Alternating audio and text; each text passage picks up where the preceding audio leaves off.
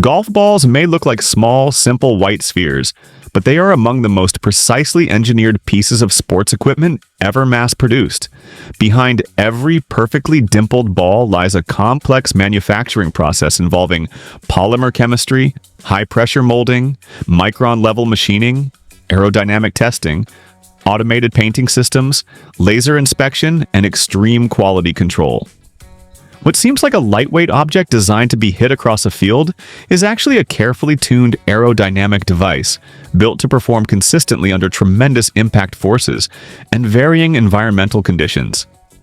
And today on the How Factory, we're going deep inside modern golf ball factories to see exactly how golf balls are made.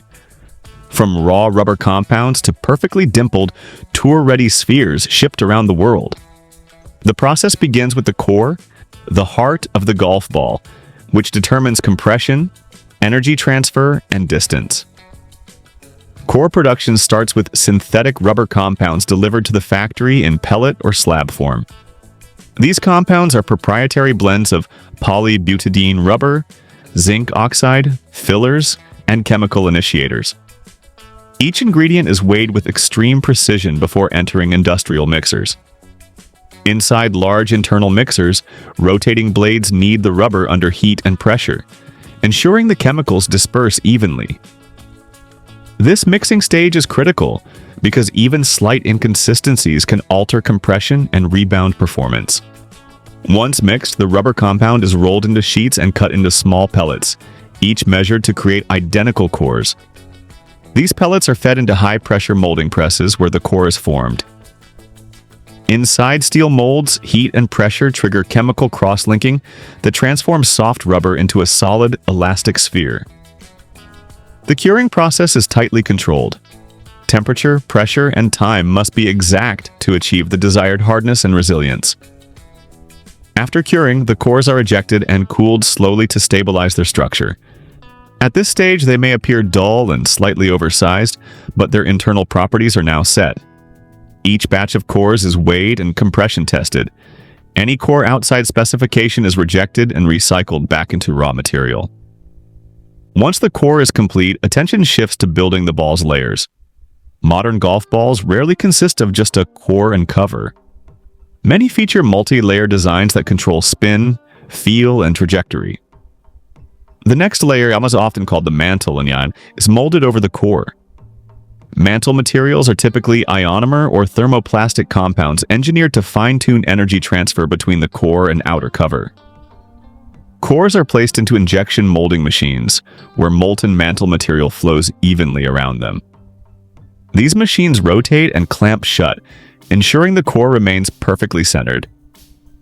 If a core is even slightly off-center, the ball will fly unpredictably. After mantle molding, the balls are cooled and inspected again.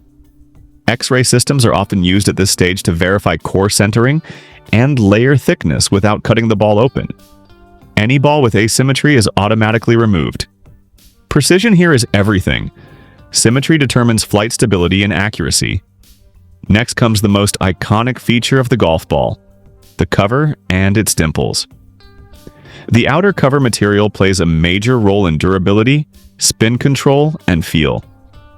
Depending on the model, covers may be made from ionomer for durability or urethane for softer feel and higher spin control favored by professional players. Cover materials arrive as pellets and are melted inside injection molding machines. Each ball half shell is molded with exact dimple patterns machined directly into steel molds. These dimples are not decorative. They are aerodynamic features designed to reduce drag and increase lift. The size, depth, shape, and arrangement of dimples are the result of extensive wind-tunnel testing and computer simulation. To apply the cover, the mantle-coated core is placed between two heated mold halves. Molten cover material is injected and pressed around the ball, filling every dimple cavity. Pressure and temperature must be precisely balanced to avoid air pockets or uneven thickness. Once the cover sets, the mold opens and the ball is released. At this point, a thin seam line may be visible where the mold halves met. This seam is carefully removed in subsequent finishing steps. After molding, balls enter a grinding and buffing stage, Automated machines gently polish the surface to remove excess material and smooth the seam without damaging the dimples. Sensors monitor pressure and rotation to ensure consistency across thousands of balls per hour. After polishing, the balls are washed and dried, preparing them for painting. Painting is a surprisingly complex operation. Golf balls must be bright white, uniform, and durable enough to withstand repeated high-speed impacts. Balls enter painting lines where robotic sprayers apply multiple thin coats of paint. Each layer must be even, too thick, and dimples lose definition. Too thin, and durability suffers. Between coats, balls pass through curing ovens where heat hardens the paint. Many factories apply a clear protective top coat that adds gloss and abrasion resistance. Once painted, the balls move to marking and branding.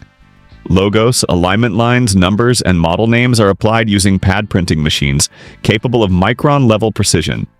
The iconic numbering system helps players identify their ball, but it must also remain legible after repeated impacts.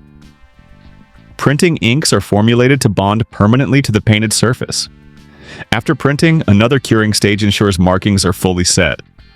Quality control intensifies at this stage.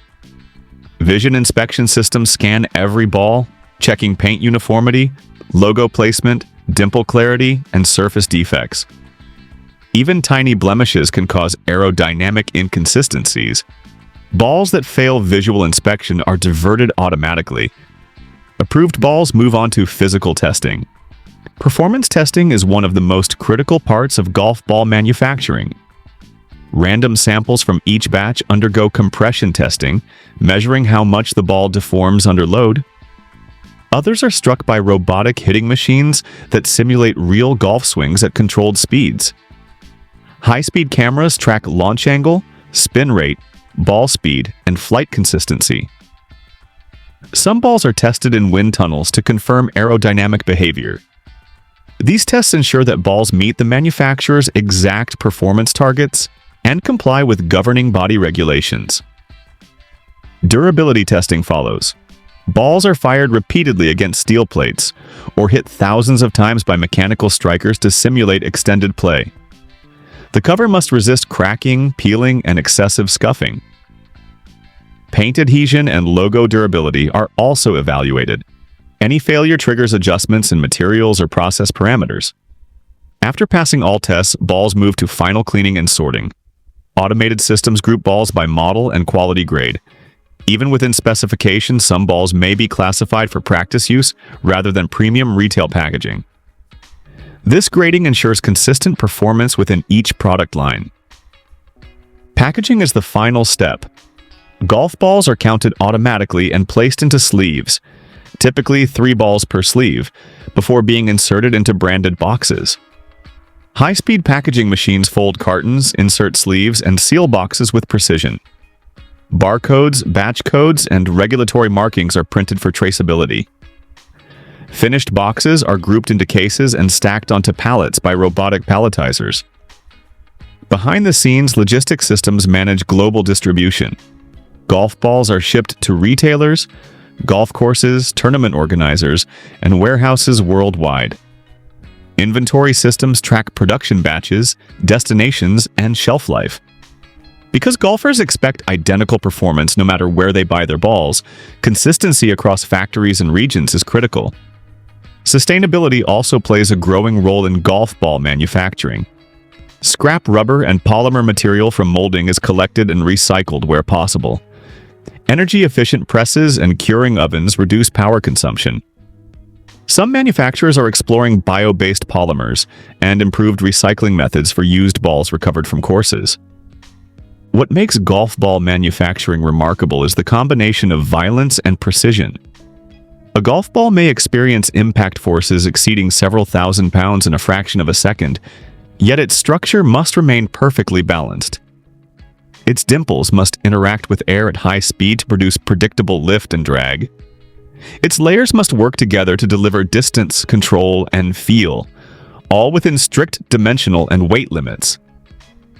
From raw rubber compounds and molten polymers to aerodynamic dimples measured in fractions of a millimeter, Every golf ball is a carefully engineered system. The consistency achieved at industrial scale is what allows professionals and amateurs alike to trust the performance of each shot. And that is exactly how golf balls are mixed, molded, layered, dimpled, painted, tested, packaged, and shipped. A fusion of material science, aerodynamics, automation, and quality control hidden inside one of the smallest but most sophisticated objects in modern sports. Thanks for watching the How Factory, where we reveal how the world really works.